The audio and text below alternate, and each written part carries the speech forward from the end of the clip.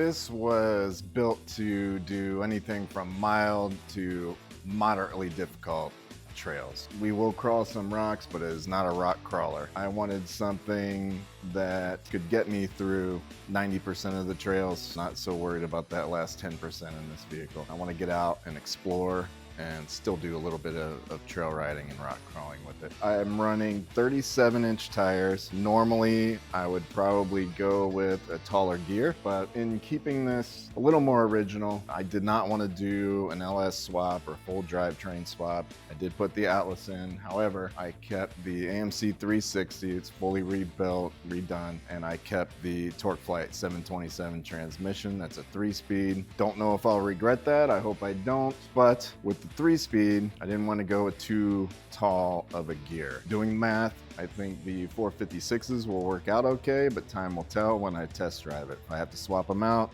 I'll swap them out and find the right combination. But that's what we're running right now. So I mentioned simplicity and reliability. I'm also going to mention stability. As far as the suspension goes, when I mocked this up, I had the body off. I was kind of playing around with the axles and how they would fit underneath there. I knew I didn't want to link it.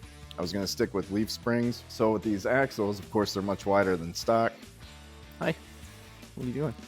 They're much wider than stock, so that pushes the leaf springs out. I did want to stay with leaf springs. So when I mocked this up, I used the stock Ford leaf springs, mocked it all up, got everything in place, and built it off of that platform. So leaf springs all around. There's no lift in the springs. However, the springs did not stay stock after I got them everything mocked up. I called Deaver. Deaver hooked me up with some really nice leaf packs for this. In combination with that, I went with King shocks front and back, and I did go with the King bump stops on this as well. Not that I'm going to be doing the Baja 1000, but I want to at least be able to get up and down some of these rough dirt rocky roads without having to crawl at a snail's pace. So I think the suspension is going to work well. Now, when I mocked this up and put the axles where I wanted them to be, they really ended up further out than stock. And what I mean by that is the front, I pushed forward